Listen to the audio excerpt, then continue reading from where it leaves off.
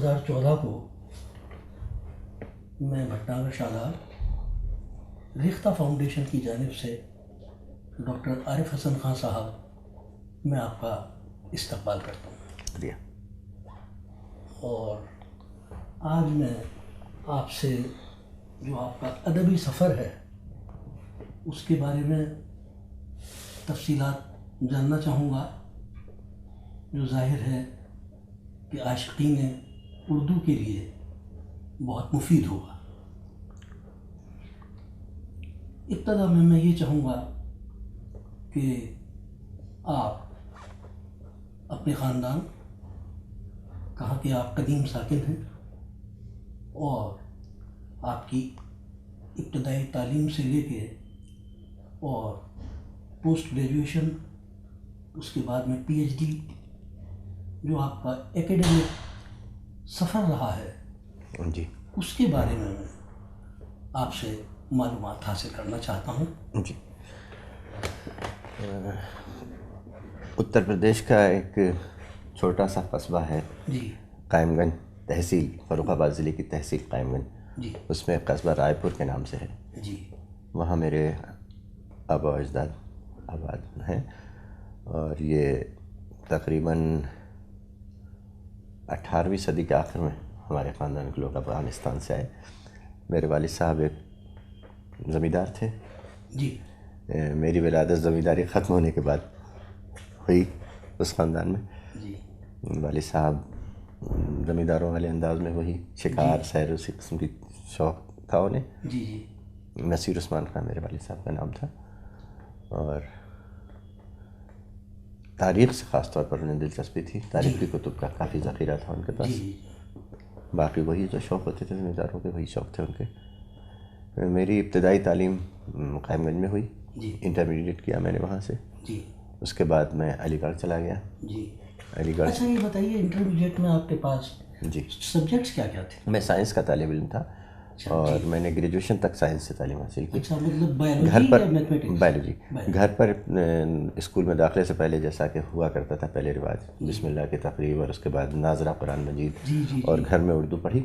جی اور اس کے بعد اسکول میں وہی جو اسکولی تعلیم تھی اس میں سائنس کے طالب علم کی حیثیت سے انٹرمیڈیٹ کیا میں نے 1968 میں. جی اس کے بعد علی گڑھ مسلم یونیورسٹی میں میرا داخلہ ہوا BSc میں. جی. وہاں سے میں نے 1971 میں BSc آنرس کیا کیمسٹری سے. ماشاء اللہ. اور دلچسپی مجھے اسکول کے زمانے میں ہی اردو سے، اردو ادب سے کافی تھی. چنانچہ میں اس زمانے میں جو رسائل وغیرہ آتے تھے، 20ویں صدی، شمع اور ابن صفی کے ناول، اور یہ سب بڑے شوق سے پڑھا کرتا تھا. جی جی جی.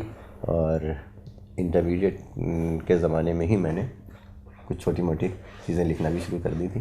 جی. اور میری 20ویں صدی میں شمع میں غزلیں وغیرہ بھی چھپیں. اچھا.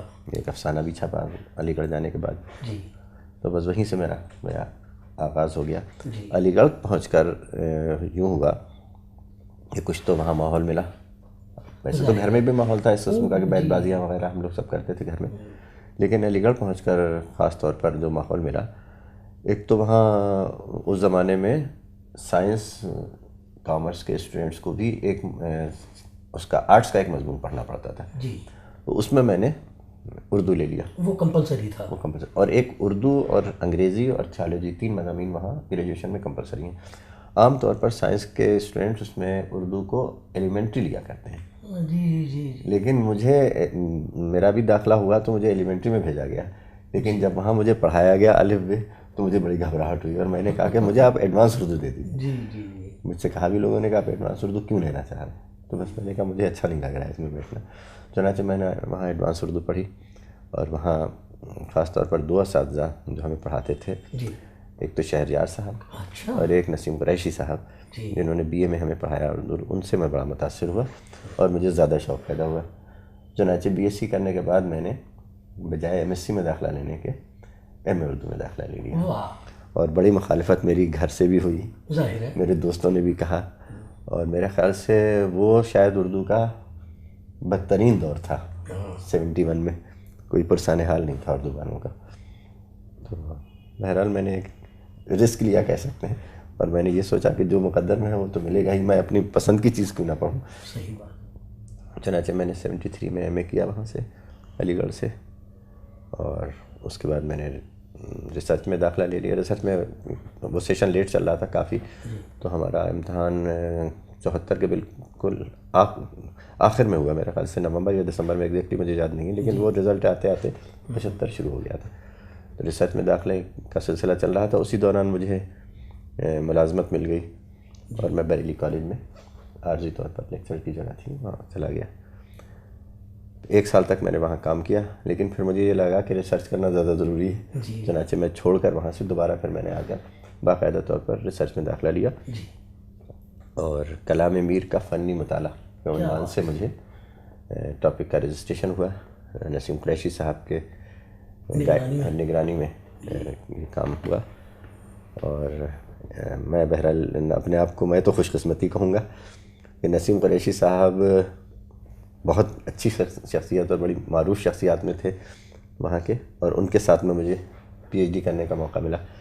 لیکن میری خوش قسمتی یہ ہے کہ میں اکیلا پی ایچ ڈی ہوں جو نسیم قریشی صاحب کے سپرویژن میں جس نے پی ایچ ڈی کیا ہے. اس لیے کہ نسیم قریشی صاحب بڑے سوشل اور بڑے ایسے قسم کے شخص تھے کہ وہ وقت نہیں دے پاتے تھے لوگوں کو. چنانچہ انہوں نے مجھ سے بھی یہ کہا کہ بیٹا تم کسی اور کے انڈر میں کر لو، لیکن میں نے کہا نہیں سر، میں آپ کے ہی نگرانی میں کام کروں گا. بہرحال خدا کا شکر ہے کہ میں نے ان کے نگرانی میں کام مکمل کیا، اور میرا کام ختم ہونے سے پہلے ہی، یعنی میری تھیسس سبمٹ بھی نہیں ہوئی تھی، مراد آباد میں 2-3 کالجوں میں جگہ نکلی تھی. بہوگنا کی گورنمنٹ تھی اس زمانے میں، انہوں نے کوئی سرکولر اس طرح کا نکالا تھا کہ جہاں ہیموتی نندن بہوگنا کہ جہاں بھی 15 سے زیادہ طلباء اردو پڑھنا چاہتے ہیں پی جی اس میں گریجویشن لیول پر، وہاں اردو کھول دی جائے. چنانچہ مراد آباد کے 3-4 کالجوں میں ایک ساتھ اردو کھلی، اس میں ہندو کالج بھی تھا. وہاں میں نے اپلائی کیا اور میرا ہو گیا وہاں پر. تو میں سن 78 سے وہااں ملازمت میں چلا گیا.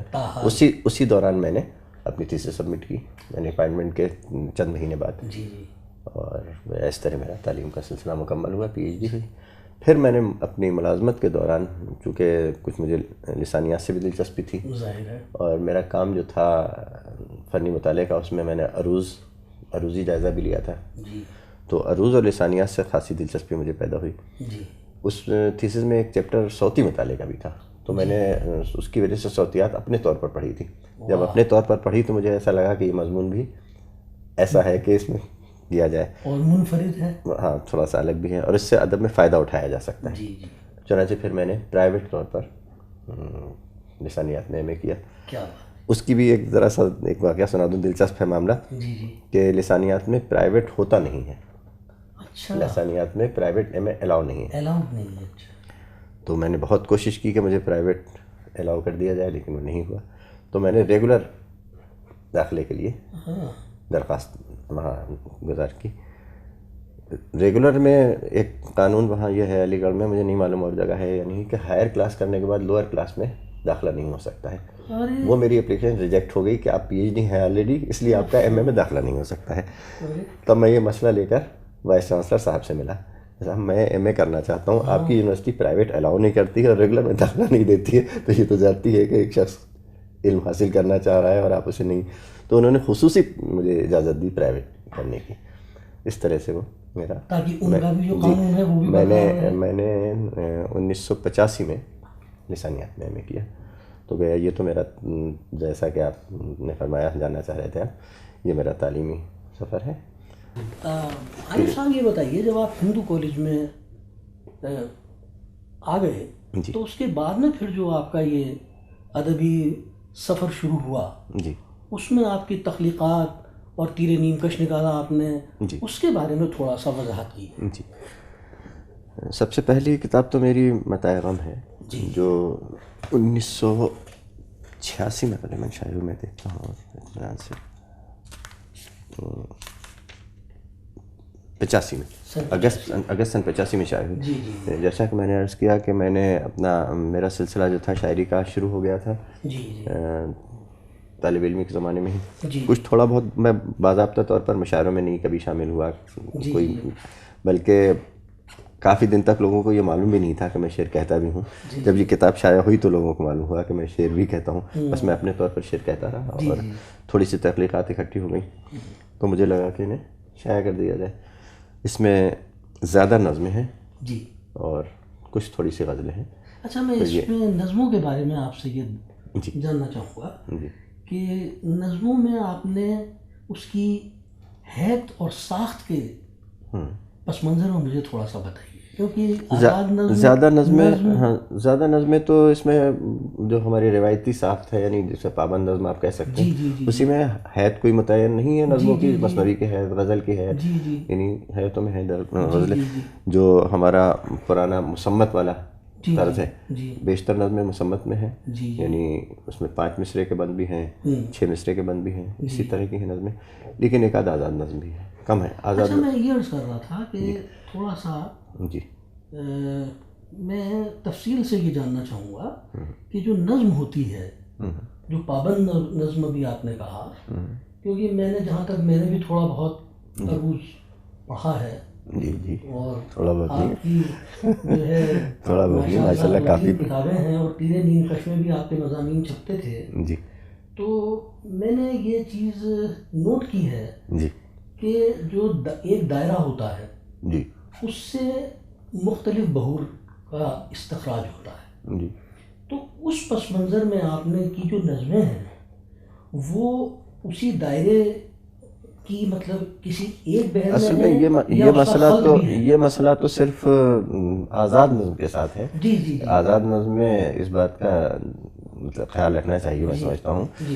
دیکھیے آزاد نظم کو جو لوگوں نے ویسے تو 3 حصوں میں بانٹا ہے جو ہمارے ناقدین ہیں، وہ 3 اس کی صورتیں بتاتے ہیں. ایک صورت تو یہی ہے کہ جیسے ہم پابند نظم میں کسی وزن کی کسی بحر کی پابندی کرتے ہیں، وہی صورت آزاد نظم میں بھی ہو.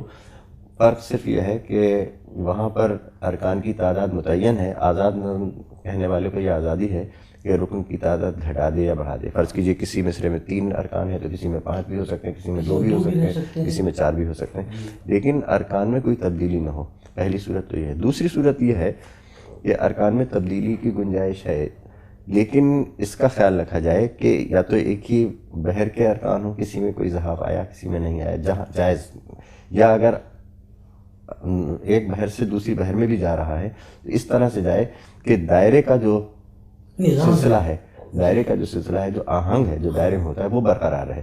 مثلاً اگر فاعلاتن میں کوئی نظم چل رہی ہے تو بجائے فاعلاتن پر ختم کرنے کے فرض کیجئے کوئی سے فاعلن پر ختم کر دیتا ہے تو ایک جو سبب ادھر کا ہوا وہ اگلے مصرے میں بڑھا دیا جائے تو مستقلن بن جائے گا. لیکن اس طرح سے دائرہ وہی رہا، اس کا آہنگ وہی رہا، اس کے لے میں فرق نہیں آیا.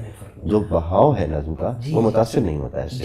تو ایک دائرے کی 2 بحروں میں بھی آپ کہہ سکتے ہیں آزاد میں، اس سے بھی کوئی اس پر فرق نہیں پڑتا ہے. دوسری صورت یہ ہے. تیسری صورت بعض لوگوں نے یہ کہی کہ مختلف مصرے مختلف بحروں میں مختلف اوزانوں. میں اس سے اتفاق نہیں کرتا ہوں. میں تو سمجھتا ہوں کہ پھر اسے نثری نظم کے دائرے میں رکھنا چاہیے. وہ ایسی کوئی صورت ممکن نہیں ہے. جب الگ الگ مصرے الگ الگ، بعض لوگوں کا کہنا یہ ہے کہ نہیں نثری نظم صرف اسے کہیں جو کسی آہنگ میں نہ آئے. اگر کسی بھی آہنگ میں آ جاتی ہے تو اسے آزاد نظم کہیں، لیکن میں اس سے متفق نہیں ہوں. میں سمجھتا ہوں پہلی 2 صورتیں ہی آزاد نظم کے دائرے میں آنا چاہیے. تیسری صورت جو ہے اسے نثری نظم کے خانے میں ڈالنا چاہیے.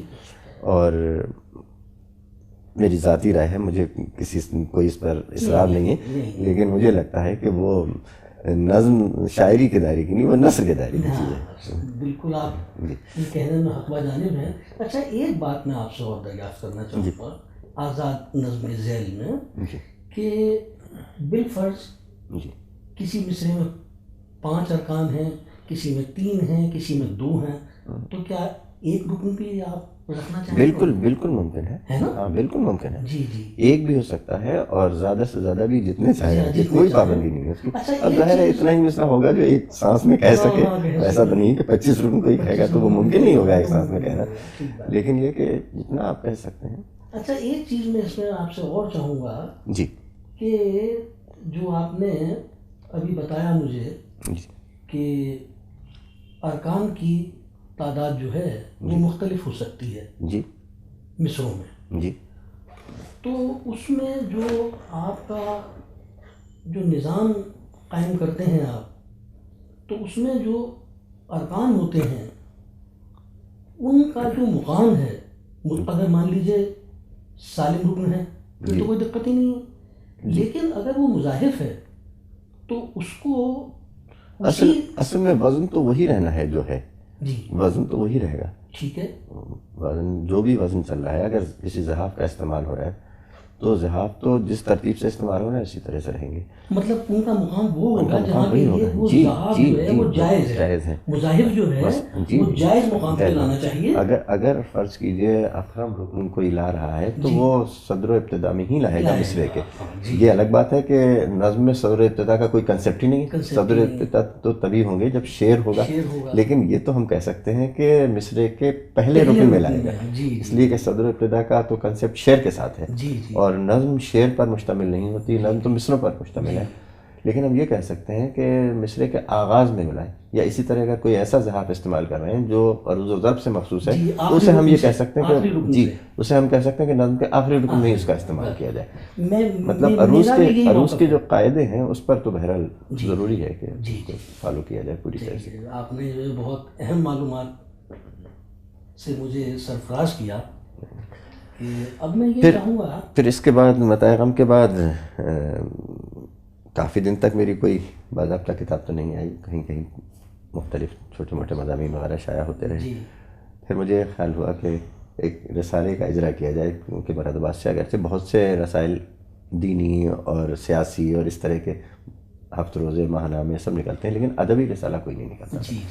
تب میں نے تیری نیم کش کا اجرا کیا 1996 میں، اور میں نے 70 شمارے اس کے نکالے 2000 تک. اس طرح سے اس میں ایک خاصیت تھی تیری نیم کش کی، اسی کی وجہ سے اس کی مقبولیت بھی ہوئی اور اسی کی وجہ سے وہ ناپسندیدہ رسالہ بھی تھا. دونوں باتیں تھیں کہ اس میں عام طور پر فن شاعری سے متعلق، عروض سے، علم قافیہ سے، زبان سے متعلق، زبان اور قواعد اور عروض یا علم قافیہ، اس طرح کی چیزیں جو تھیں، اس پر ایک مضمون تقریباً ہر شمارے میں ضرور شامل کرتا تھا. اب یہ موضوع چونکہ ایسا ہے کہ عام دلچسپی کا نہیں ہے، تو سب سے زیادہ اس رسالے میں جو خطوط آتے تھے وہ اس کے خلاف بھی آتے تھے کہ آپ 8-10 صفحے جو رسالے کے ہیں ایسے ہیں کہ عام قاری اسے پسند نہیں کرتا، اور اس کی وجہ سے آپ کے سرکولیشن پر بھی اثر پڑتا ہوگا. اور صحیح تھی یہ بات کہ عام دلچسپی جو ہے لوگوں کی فکشن میں اور شاعری میں ہوتی ہے، لیکن چونکہ اس کی انفرادیت یہ تھی اور میں نے اسی کے لیے اس رسالے کو جاری کیا تھا.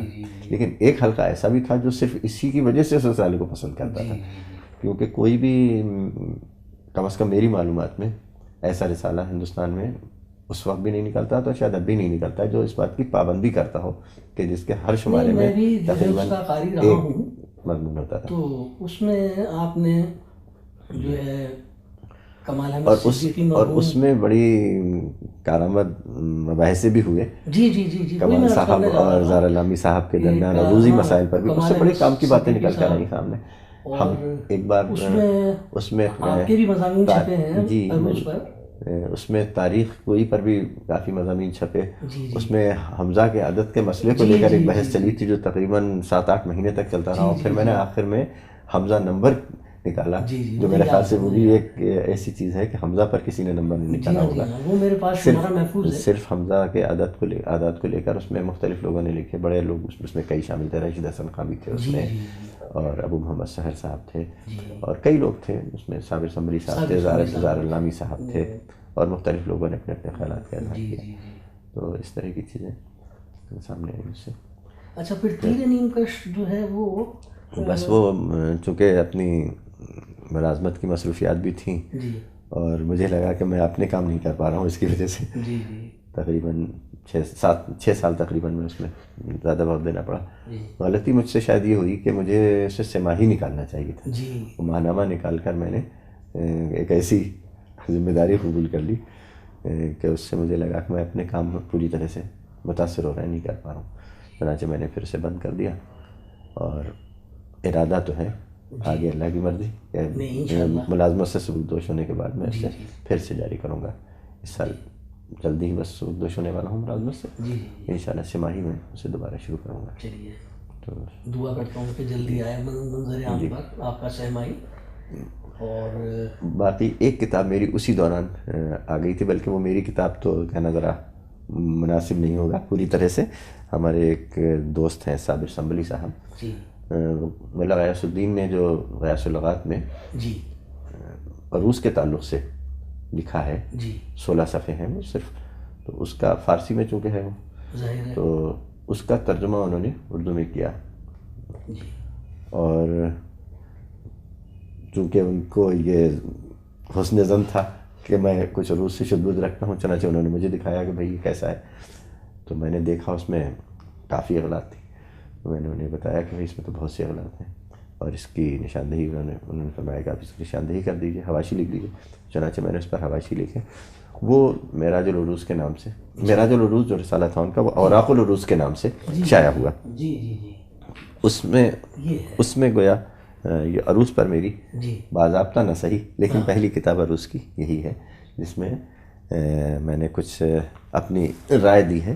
جو صحافات کا غلط استعمال ہوتا رہا یا اور اس طرح کے بحروں کے نام غلط رائج ہو گئے تھے، اسی وجہ سے کتابت کی بہت غلطیاں، کتابتی غلطیاں تو صابر صاحب نے بھی کافی حد تک درست کر دی تھیں، لیکن یہ جو ٹیکنیکل چیزیں تھیں، فن عروض سے متعلق غلط جگہ پر صحاف کا استعمال ہو رہا تھا، ایسی چیزیں، تو اس کی میں نے نشاندہی کی.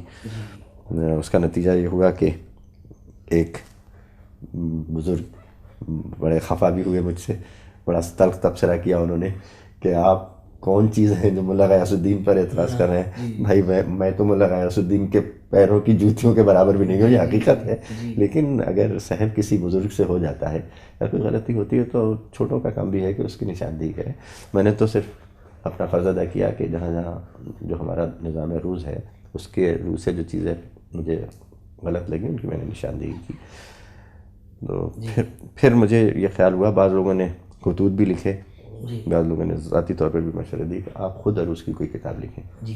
چنانچہ پھر میں نے معراج العروض کے نام سے کتاب عروض سے جو میرے اپنے نظریات تھے، جو بھی میں نے مطالعہ کیا تھا، 2000 میں شائع ہوئی معراج العروض. 2000 میں شائع ہوئی. اب اس کا سیکنڈ ایڈیشن بھی آیا ہے، اس کا دوسرا ایڈیشن ابھی 2013 میں آیا ہے، اور اس میں معمولی سے اضافے ہوئے ہیں. جی. اسی دوران 2000 میں ہی کچھ ماہیوں کا ایک مجموعہ میرا آیا، خوابوں کی کرچے کے عنوان سے. ماہیے کا مجموعہ ہے. پھر اسی طرح سلسلہ چلتا رہا. بہرحال ایک کچھ مضامین میرے جو مختلف جگہوں پر تیر نیم کش میں بھی شائع ہوئے تھے، بعض اور جگہوں پر بھی شائع ہوئے تھے عروض و قافیے سے متعلق، ان کچھ مضامین کو ایک یکجا کر کے یہ معروضات عروض و قافیہ کے نام سے یہ کتاب نظر عام پر آئی 2004 میں. جی. اور اس کا مطلب یہ ہوا کہ 2000 میں آپ کی آئی سب سے پہلے 2000 میں باضابطہ طور پر جو عروض پر جی معراج العروض. اس کے بعد میں جی یہ تو مضامین کا مجموعہ ہے. اس میں 2 مضامین قافیے کے وجوب سے متعلق ہیں، باقی عروضی مختلف تجزیے ہیں، مختلف نوعیتوں کے وہ ہیں. اسی دوران بحر الفصاحت جو بڑی معروف کتاب ہے، اور میرے خیال سے اردو میں کوئی شخص جب عروض سیکھنا چاہتا ہے اور کسی شخص کے پاس، کسی استاد کے پاس، کسی عالم کے پاس پہنچتا ہے تو سب سے پہلے وہ بحر الفصاحت کو ریفر کرتا ہے. یقیناً بہت بڑا کام ہے نجم الغنی خان صاحب کا، لیکن بہرحال اس میں کمیاں ہیں، انسان کے کام میں ہوتی، میرے کام میں بھی ہزاروں کمیاں ہوں گی. تو بہرحال اس کی تلخیص مجھے خیال پیدا ہوا کہ وہ کتاب چونکہ بہت ضخیم ہے، اس کی تلخیص ہونا چاہیے. چنانچہ میں نے یہ کام شروع کیا اور تلخیص اس کی تیار کر لی میں نے 2006 میں. لیکن پھر مجھے یہ معلوم ہوا کہ NCPUL کی نگرانی میں معروف عروضی محقق ڈاکٹر کمال احمد صدیقی صاحب تیار کر رہے ہیں اسے، جن کا بھی حال ہی میں 23 دسمبر 2013 کو. تو پھر میں نے ارادہ ترک کر دیا کہ اب اسے چھپوانے کی ضرورت نہیں ہے. چنانچہ وہ میری تلخیص تیار میرے پاس محفوظ رہی. کمال صاحب کی کتاب آ گئی بازار میں. کمال صاحب سے ملاقات ہوئی تو میں نے ذکر کیا کہ میں نے اس طرح سے اس کی تلخیص تیار کی تھی، لیکن اب غیر ضروری ہے، اس کی کوئی افادیت نہیں. تو انہوں نے پھر اصرار کیا اور مجھے اس بات کے لیے راضی کیا کہ نہیں اسے بھی شائع کرائیے، اس کی اپنی ضرورت ہے، اس لیے کہ پوری زخیم کتاب کم لوگ پڑھتے ہیں. ایک میرے دوست قمر الہدیٰ فریدی صاحب ہیں علی گڑھ میں، مسلم یونیورسٹی میں شعبہ اردو میں، انہوں نے بھی کافی اصرار کیا. تو خاص طور پر ان دونوں، ایک بزرگ اور ایک دوست کے اصرار پر مجھے لگا کہ میں اسے شائع کرا دوں. چنانچہ 2008 میں پھر میں نے اسے شائع کرا دیا بغیر کسی طرح کا کمنٹری کے، صرف اس کا متن جو میں نے تلخیص کی تھی اس کی وہ میں نے شائع کرا دیا. اس میں وہ تمام ضروری چیزیں جو عروج سے متعلق ہیں وہ سب آ گئی ہیں. کوئی شخص جتنا جو کچھ بھی استفادہ کر سکتا ہے پوری کتاب سے وہ ساری چیزیں. ایک تو اس میں مثالیں بہت زیادہ تھیں، وہ میں نے حذف کر دی. باقی چیزوں کی وضاحت میں بھی انہوں نے بہت تکرار سے کام لیا تھا اور بہت تفصیل سے چیزوں کو بیان کیا تھا. کوئی بھی چیز ایسی اس میں نہیں چھوڑی ہے میں نے، ضروری تفصیل جو کسی چیز کو سمجھنے کے لیے ضروری ہے. کم الفاظ میں ساری بات آ گئی ہے. اور خاص بات یہ ہے کہ اس میں میرے الفاظ میرا خیال سے 1% بھی نہیں ہے، 1% کیا اور ½ بھی نہیں ہوں گے. بیش نجم الغنی خان کے الفاظ ہیں. جہاں کہیں آدھا ایک جملہ کہیں میں نے اپنا شامل کیا ہے اسے میں نے قوسین میں رکھا ہے تاکہ وہ ان کی زبان میں شامل نہ ہو جائے، اسے الگ سمجھ لیا جائے کہ یہ اضافہ ہے. یا حذف تو کیا ہے میں نے تلخیص میں، حذف تو کرنا ہی تھا لیکن اضافہ کچھ نہیں کیا اس میں، اور میں نے کہیں کوئی حاشیہ نہیں لکھا ہے. بالکل مینوان وہی متن ہے اس کتاب میں جو نجم الغنی خان کا تھا. اس کے بعد یہ 2 شعری مجموعے میرے آئے ہیں. ایک تو کچھ نظمیں کچھ غزلیں کے عنوان سے. اس میں نظمیں تو زیادہ تر متاع غم ہی کی ہیں، اسی کو دوبارہ سے شامل کر دیا گیا. غزلیں سب نہیں ہیں. یہ 2013 میں مجموعہ آیا. اور دکھا دیتے ہیں. جی. اور اس کے بعد دوسرا مجموعہ نعت کا. نعت کی طرف بس اچانک ہی کچھ دراصل میں نے شاعری تقریباً 2000 کے بعد سے چھوڑ دی تھی، اور یہ غزلیں اور نظمیں بھی سب 2000 تک کی کہیں 2000 یا 2001 تک کی کہی ہوئی ہیں. اسی خیال سے میں نے اسے شائع کرا دیا کہ دھیرے دھیرے یہ بھی کھو جائیں گی کہیں. پھر میرے کچھ لوگوں نے کہا کہ آپ شاعری چھوڑیے مت، ایسا ہے تو اس کا رخ بدل دیجیے. چنانچہ میں نے کچھ نعتیں کہیں 2013 میں، اور اس سے یہ نوائے فروزہ کے نام سے ہی مجموعہ نعتوں کا شائع کیا.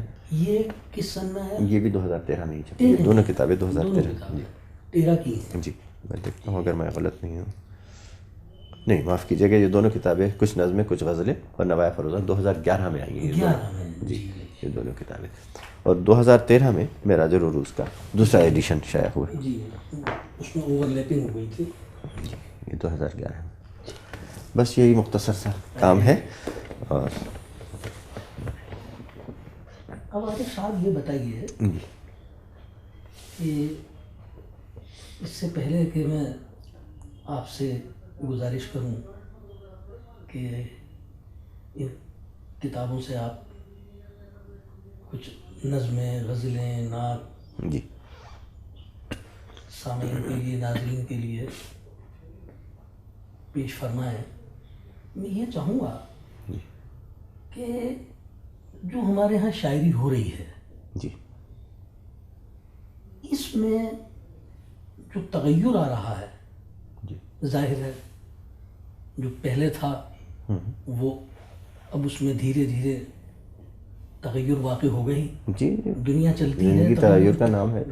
جی تو اس کے حوالے سے مجھے تھوڑا سا بتائیے کہ آپ کے یہاں پہ جو آپ نے جو مطلب اس کا جو تغیر آیا ہے اس کو آپ نے کس طرح سے اپنے ہاں ایڈاپٹ کیا؟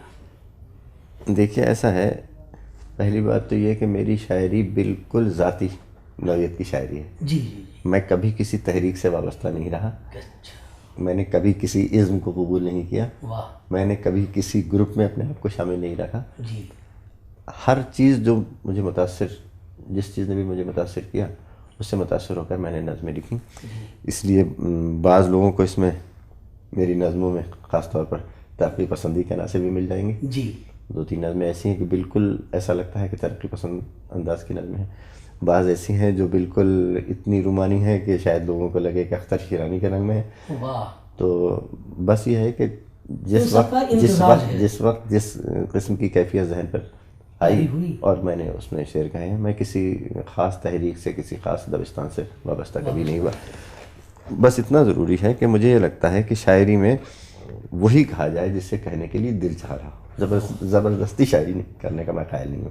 اس کا قائل نہیں ہوں کہ آپ یہ طے کر لیں کہ مجھے اس موضوع پر نظم لکھنا ہے یا اس چیز پر نظم لکھنا ہے. کبھی دل چاہا کچھ کہا جائے، جس کا بھی موڈ بن گیا اس سے شعر کریں، اس طرح کی چیزیں ہیں. اب میں چاہوں گا کہ کچھ آپ اپنا کلام ہمیں سنائیں. بہتر. تو میں پہلے تھوڑا سا ایک مناجات اور ایک نعت پیش کر دوں. اس کے بعد مناجات پیش ہے. جی. ہدایت مجھے دے خدا، گمراہی چھین لے. واہ. ہدایت مجھے دے خدا، گمراہی چھین لے. میری زندگی سے ہر ایک تیرگی چھین لے. واہ. مجھے دین کے راستے پر لگا اے خدا، کیا مسئلہ ہے. وہ رتبہ نہ دے جو میری عاجزی چھین لے. کیا بات ہے. اور اس کیا ہے، سکون دے میرے قلب کو اپنے ایمان سے. واہ. سکون دے میرے قلب کو اپنے ایمان سے. میرے دل سے وسواس کی بے کلی چھین لے. کیا بات. اور نہیں چاہیے مجھ کو اللہ ایسی خوشی، نہیں چاہیے مجھ کو اللہ ایسی خوشی، جو غافل کرے فرض سے وہ خوشی چھین لے. کیا بات ہے. نمازوں میں میری وہ لذت عطا کر خدا، نمازوں میں میری وہ لذت عطا کر خدا. کشش میرے دل سے جو ہر چیز کی چھین لے. کیا بات ہے. واہ واہ. اور عرض کیا ہے، غلامی مجھے اپنے محبوب کی کر عطا، غلامی مجھے اپنے محبوب کی کر عطا. نہ دے اس کے بدلے مجھے خسروی چھین لے. واہ واہ واہ. اور آخری شعر ہے، دکھا دے مجھے میرے مولا رہے مستقیم، دکھا دے مجھے میرے مولا رہے مستقیم. میری ذات میں جو بھی ہے کجروی چھین لے. کیا بات ہے. بہت خوب بھی. سبحان اللہ. شکریہ. دو نعتیں پیش کرتا ہوں. ایک بالکل، بلکہ ایک نعت میں اس میں سے پڑھوں گا. یہ میری پہلی نعت ہے جی. اور حقیقت یہ ہے کہ یہ نعت کم ہے، نعت نہ کہنے کا عجز ہے. بہت کوشش کرنے کے بعد میں نے یہ پہلی نعت کہی تھی. مجھے نعت کہتے ہوئے کچھ عجیب سا خوف سا طاری ہو جاتا تھا جب میں نعت کہتا تھا کہ کہیں کوئی لغزش نہ ہو جائے. اسی جذبے کا اظہار میں نے اس میں کیا ہے، تو اسے آپ نعت کہہ سکتے ہیں. پہلے میں وہ سناتا ہوں، پھر اس کے بعد ایک نعت سناؤں گا بلند. یہ آزاد ہے میں ہے، آپ آزاد ہے اپنی دلچسپی تھوڑی رکھتے ہیں، اس لیے میں نے اور اس کا انتخاب کیا. عرض کیا ہے، آپ کی شان میں کچھ لکھوں سوچتا ہوں مگر، آپ کی شان میں کچھ لکھوں سوچتا ہوں مگر، جب بھی بیٹھا ہوں لے کر قلم ہاتھ میں، کپ کپی سی بدن میں میرے آ گئی. ہاتھ میرے لرزنے لگے ہیں عجب خوف سے. ایک گناہ گار بندہ خدا کا ہوں میں. یہ تو اللہ جانے کہ میں نے کوئی ایسی نیکی بھی کی ہے کبھی، میری بخشش کا سامان جو بن سکے، یا کہ بس عمر بھر میں گناہوں کے انبار ڈھوتا رہا. میں بھلا آپ کی شان میں کچھ بھی لکھنے کی جرات کروں کس طرح. آپ ہیں اشرف الانبیاء، بے شک آپ کا کوئی ثانی جہاں میں نہیں. آپ محبوب اس ذات اقدس کے ہیں، آسماں جس نے پیدا کیے، جس نے اس خوبصورت سی دنیا کی تخلیق کی، اور پھر اس کو سجانے کو پھل پھول سبزہ اگائے شجر، جس نے دریا پہاڑ اور سمندر کی تخلیق کی، جس نے انواع و اقسام کے جانور اور پرندوں کو پیدا کیا، اور پھر سب سے افضل وہ تخلیق اس نے گڑھی حکم سے اس کے جس کو فرشتوں نے سجدہ کیا. اس نے لیکن نہ کچھ پاس خالق کا اپنے کیا، اور بھٹکنے لگا راستے سے جو اس کو دکھایا گیا تھا. پھر ہدایت کو اس کی ہزاروں نبی اس نے بھیجے، مگر اس نے ان کو بھی جھٹلا دیا اور کسی کی نہ ہرگز سنی. تب اسی کی ہدایت کے پیش نظر آپ کو اپنا نائب بنا کر زمانے کو رحمت کا ایک ایسا بے مثل پیکر دیا جس کا ثانی ہوا اور نہ ہوگا کبھی، تاکہ ہو رہنمائی سبھی بھولے بھٹکوں کی، اور جی راستے کو وہ سچائی کے جان لیں، جی اپنی منزل کو پہچان لیں، اور نہ دوزخ کا ایندھن بنے۔ کیا بات، ایک دن کا میں بے حد حقیر، ایک دن کا بہت ناتواں، واہ، آپ کی کس زبان سے میں تعریف آقا کروں، میں کہاں سے وہ الفاظ لاؤں جو شایع نشاں آپ کے ہیں۔ جی جی جی، واہ واہ واہ، یہ آپ کی شان میں کچھ بھی لکھنے کے ہرگز میں لائق نہیں۔ ارے بہت خوب، آپ رحمت کا دریا، جی گناہگار میں، میرے آقا مجھے بخش دیں۔ کیا بات ہے، سبحان اللہ۔ یہ گویا پہلی کوشش تھی جو میں نے نعت لکھنے کی اور اپنے جذبات کا اظہار کیا ہے۔ اس کے بعد ایک دو نعتیں اور جی ایک نعت اور پیش کرتا ہوں۔ نصیبوں ہی سے ملتی ہے غلامی آپ کی آقا، نصیبوں ہی سے ملتی ہے غلامی آپ کی آقا، میرے نزدیک شاہی ہے غلامی آپ کی آقا۔ کیا عرض کیا میں خوش قسمت ہوں، اس کا شکر جتنا بھی کروں کم ہے، میں خوش قسمت ہوں، اس کا شکر جتنا بھی کروں کم ہے، مجھے اللہ نے دی ہے غلامی آپ کی آقا۔ نہیں بھاتی کوئی جا آپ کے در کے سوا مجھ کو، مجھے تو راس آئی ہے غلامی آپ کی آقا۔ کیا بات ہے، اسی کے فیض سے امید ہے مل جائے گی جنت، اسی کے فیض سے امید ہے مل جائے گی جنت، تبھی تو دل کو بھاتی ہے غلامی آپ کی آقا۔ کیا بات ہے، کیا بات ہے، عرض کیا ہے غلامی سے میرے آقا کی بن جاتی ہیں تقدیریں، غلامی سے میرے آقا کی بن جاتی ہیں تقدیریں، بہت خوب، بگڑتے کو بناتی ہے غلامی آپ کی آقا۔ واہ، خدا کا قرب بھی ملتا ہے آقا کی غلامی سے، خدا کا قرب بھی ملتا ہے آقا کی غلامی سے، بے شک، کہوں کس طرح کیسی ہے غلامی آپ کی آقا۔ اور مقطع عرض کیا ہے، شفاعت عارف عاصی کی فرمائیں گے محشر میں، جی شفاعت عارف عاصی کی فرمائیں گے محشر میں، سبھی کے کام آتی ہے غلامی آپ کی آقا۔ واہ واہ بھائی، سبحان اللہ، بہت خوب، بہت خوب، بہت محظوظ ہوئے۔ پہلے غزل کوئی غزل، جی غزل کے شعر کچھ سناتا ہوں۔ غزلیں تو ظاہر ہے کہ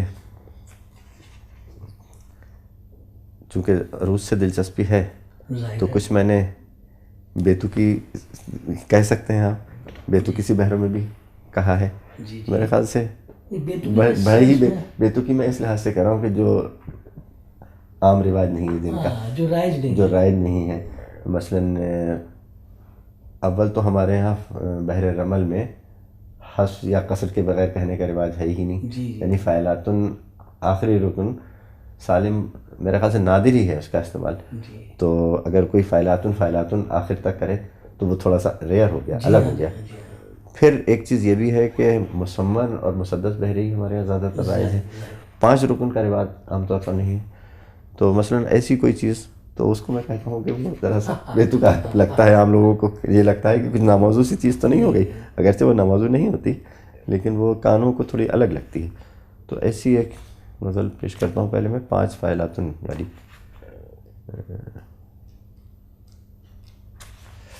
عرض کیا ہے، اب یہ ضرور ہے کہ یہ مصرع ذرا لمبا ہو گیا جس کی وجہ سے ممکن ہے کچھ بھرتی کے الفاظ بھی آ گئے ہوں، پھر بھی میری جانب اس بت کافر کی ایک ترچھی نظر بھی کم نہیں ہے، میری جانب اس بت کافر کی ایک ترچھی نظر بھی کم نہیں ہے، کچھ تو پہنچی ہیں دعائیں عرش میں، اتنا اثر بھی کم نہیں ہے۔ اور عرض کیا ہے شعر، مقبروں سے اونچے اونچے راج محلوں کی ہوس ہو جن کو ہوگی، مقبروں سے اونچے اونچے راج محلوں کی ہوس ہو جن کو ہوگی، مجھ کو تو بس میرا یہ مٹی کا ٹوٹا پھوٹا گھر بھی کم نہیں ہے۔ اور یہ بالکل غزل کا ہی شعر ہو گیا ہے، ہم ہی کچھ تنہا نہیں ہیں راہ میں الفت کی وہ بھی ساتھ میں، ہم ہی کچھ تنہا نہیں ہیں راہ میں الفت کی وہ بھی ساتھ میں ہے ادھر جو آگ سینے میں محبت کی ادھر بھی کم نہیں ہے۔ یہ بھی ایک شعر ہے کہ کس طرح پہنچے گا منزل تک بھلا اس دور میں کوئی سلامت، کس طرح پہنچے گا منزل تک بھلا اس دور میں کوئی سلامت، راہ زن ہی کچھ نہیں ہے راستے میں، راہ بر بھی کم نہیں ہے۔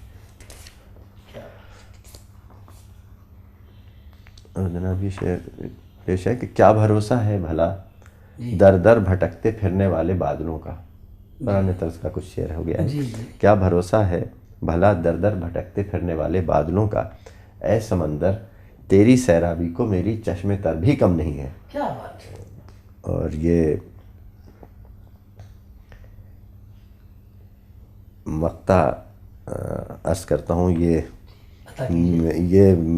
کسی طرح سے تعلی نہیں ہے، بس ایک شعر ہو گیا ہے، میں اس لائق نہیں ہوں کہ اس طرح کا شعر کہوں، پھر بھی بہرحال کبھی کبھی شعر کے لیے شعر ہو جاتا ہے کہ میر و غالب کے زمانے اب نہ آئیں گے پلٹ کر پھر دوبارہ، کیا مسئلہ ہے۔ میر و غالب کے زمانے اب نہ آئیں گے پلٹ کر پھر دوبارہ، اس ہنر کے قحط میں عارف سا کوئی بے ہنر بھی کم نہیں ہے۔ واہ واہ واہ واہ، بہت خوب بہت خوب عارف صاحب، شکریہ۔ اور بس ایک نظم پیش کروں یا اور بدل؟ عارف صاحب اب میں چاہوں گا جی کہ ایک غزل آپ اور عطا کیجیے۔ جی بہتر، تو میں ایک مختصر سی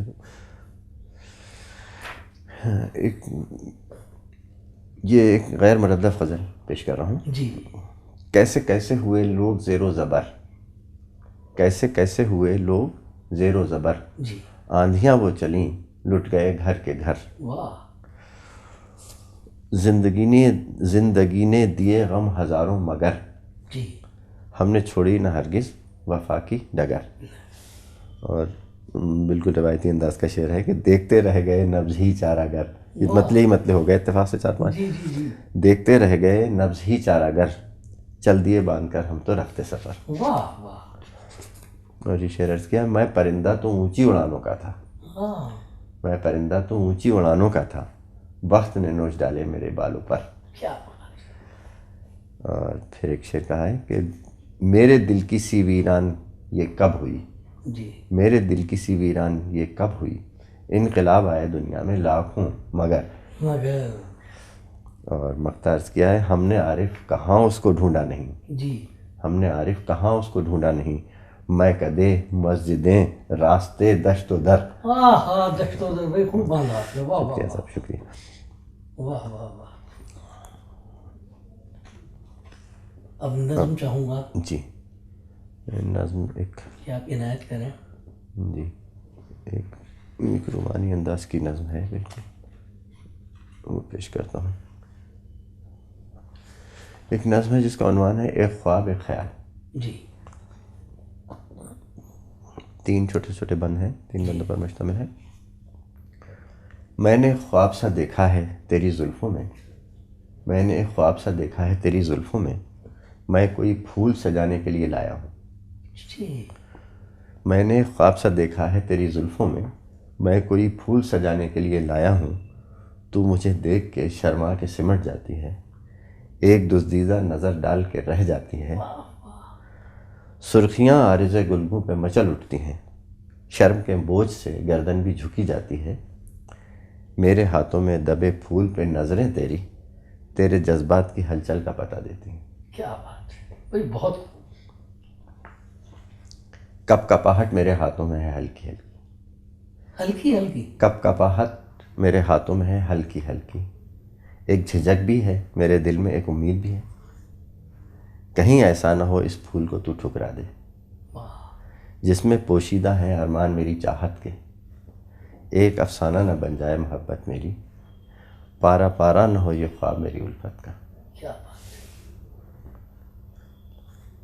یہ تیرا طرز تکلم یہ نگاہیں تیری، یہ تیرا طرز تکلم یہ نگاہیں تیری، یہ تیری شرم یہ شوخی یہ ادائیں تیری، گو کے غماں سبھی ہیں یہ تیری چاہت کے، جی، گو کے غماں سبھی ہیں یہ تیری چاہت کے، پھر بھی دل میں میرے اکثر یہ خیال آتا ہے، جن کو سمجھاؤں میں انداز تیری چاہت کے، کہیں ایسا تو نہیں یہ تیری عادت ہو محض۔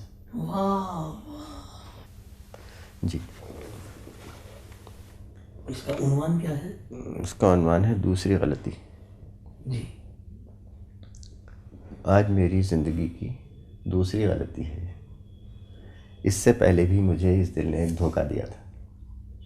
آج میری زندگی کی دوسری غلطی ہے. اس سے پہلے بھی مجھے اس دل نے ایک دھوکہ دیا تھا. آج سے کتنے ہی دن پہلے کہیں چھوٹی سی ایک نگری میں ایک چھوٹی سی ندیا کے کنارے جب میں اس کے ساتھ ہوتا تھا، کبھی یوں ہی بس ایک دوسرے کو دیکھتے رہتے تھے، ہم کہتے نہ تھے کچھ. جب میں اس کو چھوڑ کر جاتا تھا گھر، یہ سوچتا تھا کل میں اپنے دل کی باتیں اس سے کہہ دوں گا ضرور. پھر نہ جانے کتنے ہی کل اور آج آئے گئے. روز اسی چھوٹی سی ندیا کے کنارے ہم اسی انداز سے ملتے رہے. وقت ڈھلتا ہی گیا، ہم اپنے ہی خوابوں میں بس ڈوبے رہے.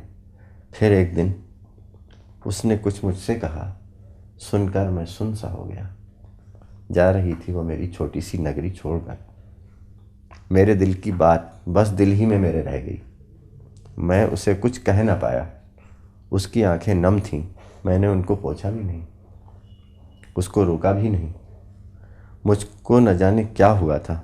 خشک تھے آنسو میری آنکھوں میں، سوکھی تھی زبان، ہونٹ میرے کپ کپا کر رہ گئے. میں چپ رہا، میری آشائیں ٹھٹر کر رہ گئیں. یہ زبان ہرگز نہ میرا ساتھ پھر بھی دے سکی. میں نہ اس کو روک پایا، اپنے دل کی بات اس کو میں نہ پھر بھی کہہ سکا. میری آشاؤں کا دیپک بجھ گیا، میں نہ کچھ بھی کر سکا. یہ میری زندگی کی پہلی غلطی تھی. یہ میری زندگی کی پہلی غلطی تھی. وقت پھر ڈھلتا گیا. وہ زخم جو اس نے دیے تھے مندمل ہوتے رہے.